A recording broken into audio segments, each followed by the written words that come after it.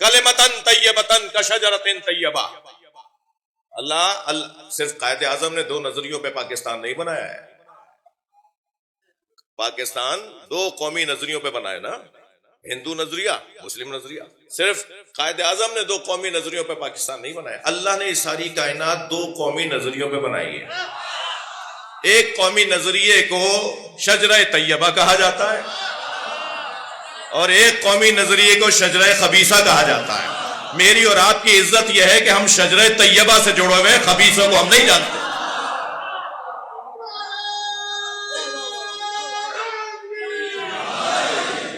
کلمتن طیبتن کشجرۃ طیبہ. پھر کلمہ طیبہ جو شجرہ طیبہ کی طرح ہے، پھر اللہ نے اس کی نشانیاں بتائی ہیں. اصلھا ثابت، اس کی جڑیں بڑی مضبوط ہیں. اور شجرہ خبیثہ کی تعریف بتاؤں کیا کہا؟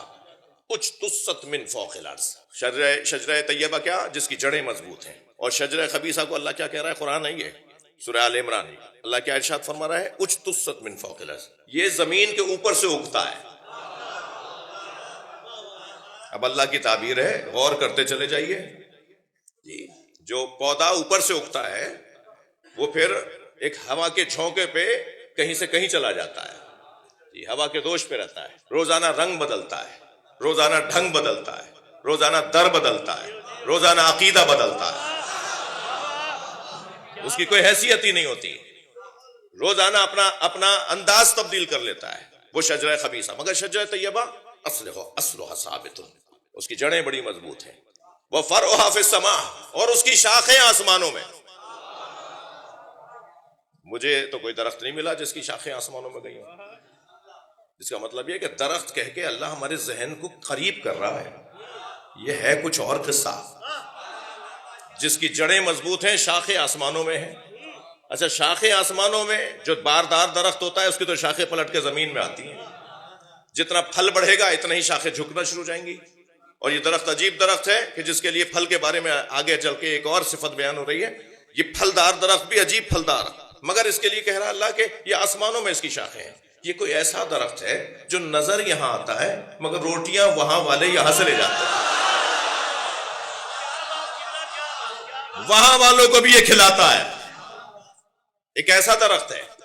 اب اس درخت کی ایک اور صفت کو اللہ نے بیان فرمایا، تؤتی اکلھا کل حین باذن ربھا. اس درخت کی ایک صفت یہ ہے کہ یہ ہر موسم میں پھل دیتا ہے. یہ ہر موسم میں پھل دیتا ہے. کوئی ہے درخت جو ہر موسم میں پھل دیتا ہو؟ اس درخت شجرہ طیبہ کو اللہ ارشاد فرما رہا ہے یہ ہر موسم میں پھل دیتا ہے. جس کو دوسری جگہ اللہ نے یوں ارشاد فرمایا کہ ينفقون فی السراء والضراء. دارائی میں بھی دیتے ہیں، ناداری میں بھی دیتے ہیں. یہ وہ گھرانہ ہے سخاوت والا گھرانہ. دروازے پر تو یطعمون الطعام علی حبہ مسکینا یتیما واسیرا. مسکین آیا تھا نا، مساکین تو نہیں آئے تھے. جی، اسیر آیا تھا، اسارا تو نہیں آئے تھے. یتیم آیا تھا، یتامہ تو نہیں آئے تھے. ایک روٹی اسے دے دیتے، باقی سے آپ افطار کر لیتے. ایک آیا تھا نا، مگر مانگنے والا ایک تھا، روٹیاں 5 کی مل رہی ہیں. میں مولا علی سے ہاتھ جوڑ کر کہوں مولا ایک روٹی اسے دے دیتے، باقی سے آپ افطار کر لیتے. تو یہ سخاوت ایسی ہے اس گھرانے کی کہ علی مولا کی آواز آئے گی. مانگنے والے نے کب کہا تھا مجھے علی کی روٹی چاہیے؟ جتنے رہتے ہیں سب عطا کریں گے. صلوات پڑھ لیں محمد و آل محمد. سخاوت اس گھرانے کی سخاوت. یہ دینے والا گھرانہ ہے بھائی، عطا کرنے والا گھرانہ ہے. ایک صاحب کہنے لگے یہ یا علی مدد کا کیا مطلب ہے؟ اللہ سے مانگو. تو میں نے کہا بھائی جو بولتے ہیں نا انہیں ملتا ہے تبھی بولتے ہیں. اور پھر مانگنے والوں سے پوچھو نا کہ ان کی نیت کیا ہے. کالے کپڑے میں پہن رہا ہوں، اعتراض آپ کر رہے ہیں. کالے کپڑوں کی دلیل تو میں دوں گا نا جو کالے کپڑے پہنے ہوئے ہیں. ہاتھ کھول کے نماز میں پڑھتا ہوں تو دلیل بھی میں ہی دوں گا نا. آپ تو پڑھتے نہیں ہیں تو آپ میرے لیے دلیلیں کیا دیں گے؟ بھائی سجدگاہ رکھتا میں ہوں نا نماز میں، تو سجدگاہ پر نماز ہوگی بغیر سجدگاہ کے، بغیر خاک کے، بغیر مٹی کے سجدہ نہیں ہوگا. اس کی دلیل بھی میں دوں گا نا. آپ بولے چلے جا رہے ہیں ماتم میں کرتا ہوں تو دلیل بھی میں دوں گا، یا علی مدد ہم بولتے ہیں تو دلیل بھی ہم دیں گے، آپ تو بولتے نہیں ہیں، آپ کیا دلیل دیں گے؟ پوری دنیا میں کوئی 60 ممالک دیکھ لیے ہوں گے، پورا پاکستان دیکھ لیا، اسی ہولیے میں رہتا ہوں، آپ کا نوکر ہوں، آپ سے بات کر رہا ہوں، آپ سے عرض کر رہا ہوں، میں آپ کا نوکر ہوں، اس نوکری کے کپڑوں میں رہتا ہوں جی، 24 گھنٹے کی ڈیوٹی، اور کوئی سفر ایسا نہیں ہوا جس سفر میں کوئی برابر میں آ کے نہ بیٹھا ہو، جہازوں کے ایئرپورٹ پہ نہ جانے کہاں کہاں، اور برابر میں کوئی نہ کوئی آ کے بیٹھ گیا، اور رستے میں بھی جب نماز پڑھ رہا ہوتا ہوں تو میں ڈھونڈتا ہوں اہل سنت کی مسجد،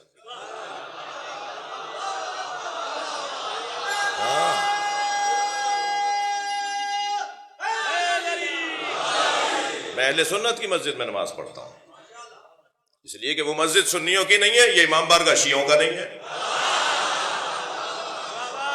ناراض ہو رہے ہیں آپ میری باتوں سے؟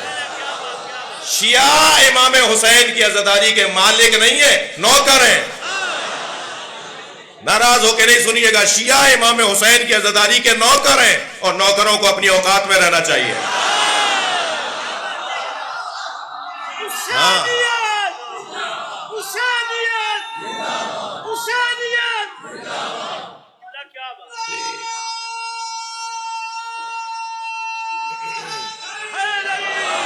مالک کے مہمانوں کا خیال رکھیے۔ میرے ان عزیزوں نے دروازے پہ کسی کو نہیں کھڑا کیا ہوا جو شناختی کارڈ چیک کرے کہ آنے والا مسلمان ہے یا غیر مسلم۔ جی ہم مسلمان غیر مسلم کی بات جب نہیں کر رہے تو سنی تو ویسے ہی ہماری جان ہے،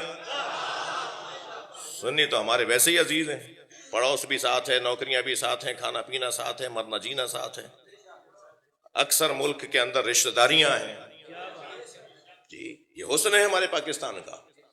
تکفیریوں کا پیسہ یہاں ضائع گیا،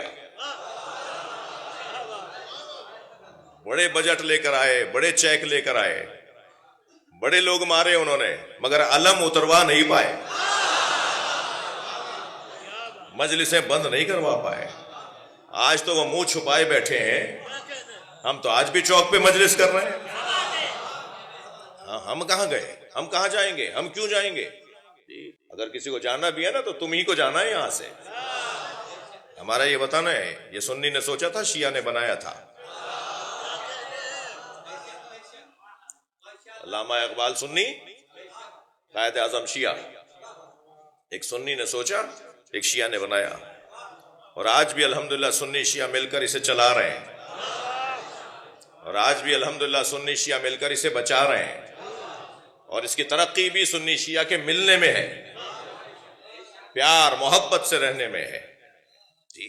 میں سنی بچوں سے کہوں گا، شیعہ مسجدوں میں، یعنی جو شیعوں کی مسجدیں ہیں، شیعوں کی تو نہیں ہے نا، وہ شیعہ مینجمنٹ کے پاس ہے، وہ شیعہ جس مینجمنٹ جن کے پاس مسجدیں ہوں وہاں نماز پڑھا کرو، ویسے ہی پڑھو جیسے تمہیں سکھائی ہے، ویسے تمہیں سکھائی ہے، جہاں بھی ہاتھ باندھتے ہو ہاتھ باندھ کے نماز پڑھو، مگر شیعوں کی مسجد میں آ کے پڑھو، وہ شیعوں کی نہیں ہے۔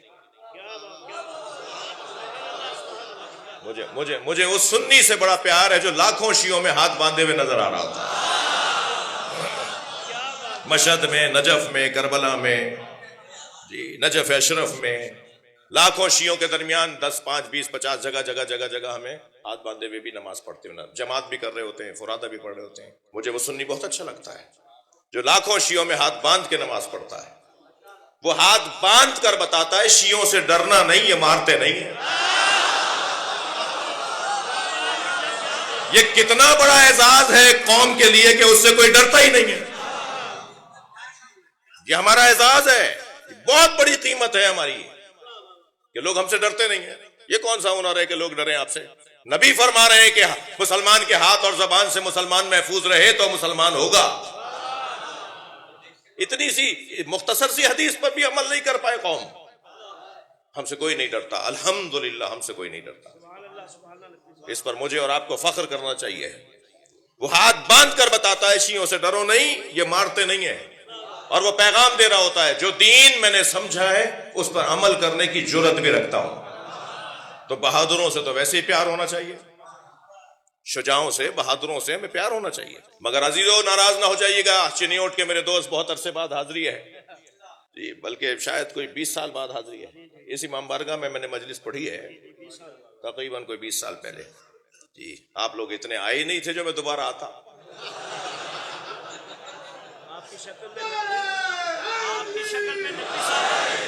میرے بڑے بھائی جناب مولانا محمد اون نقوی چنیوٹ والوں سے بڑا پیار کرتے تھے اور وہ مسلسل بار وہ یہاں آتے رہے. میں آپ کے مرحومین کی اور آپ میرے مرحومین کی مغفرت کے لیے ایک بلند صلوات پڑھیں. اللہ محمد. ایک جملہ میں ضرور کہنا چاہوں گا.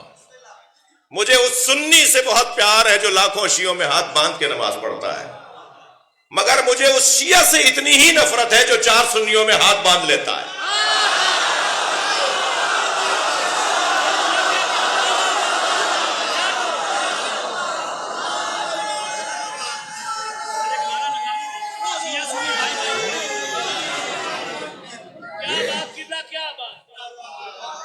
ہمارے سیاستدان، ہمارے افسران، جی توجہ ہے، یہ جب چاہتے ہیں ہاتھ باندھ لیتے ہیں. ارے تمہارے تو دادا بھی ہاتھ کھول کے پڑھتے ہیں، تمہارا تو سارا خاندان ہاتھ کھول کے پڑھتا ہے، تمہیں کیا ہو گیا؟ کہنے لگے مولانا کیا کروں، وہ جو آپ نے تصویر دیکھ لی نا دائیں بائیں مرہب کھڑا ہوا تھا. تو میں نے اسے الجھ کے جواب دیا تمہیں دائیں بائیں مرہب نظر آ گیا، دل میں اترا والی یاد نہیں ہے؟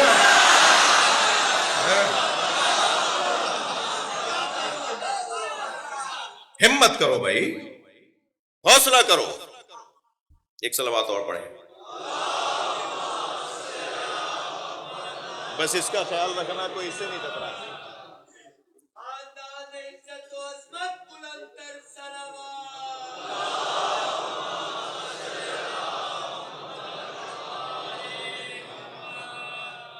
ایک اور صلوات پڑھیں.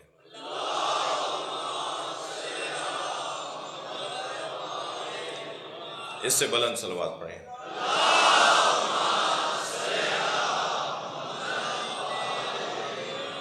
باران رحمت کے لیے صلوات پڑھیں.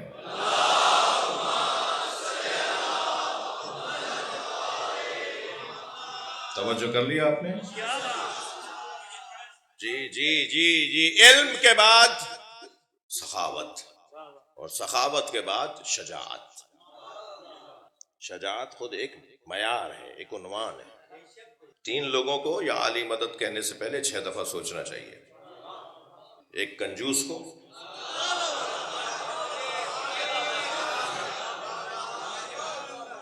مدرسے کی دیوار گر رہی ہے، مسجد کی ٹوٹیاں ٹپک رہی ہیں، امام بارگاہ میں کلر ہوئے 10 سال ہو گئے.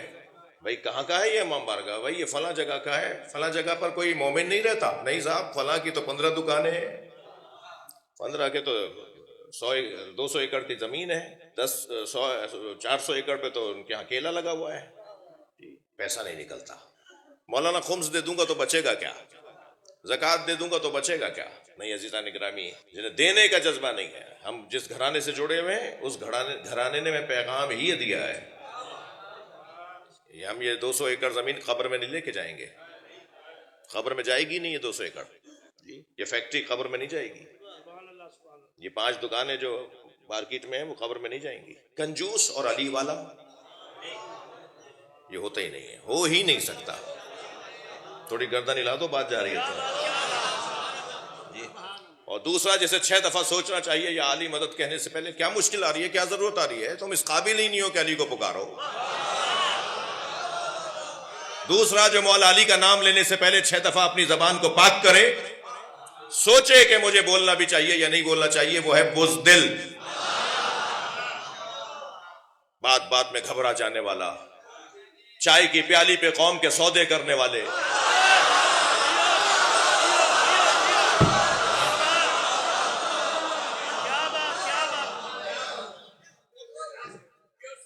مشین نہیں نکلے گی، ہم اعلان کر رہے ہیں. تم ہو کون؟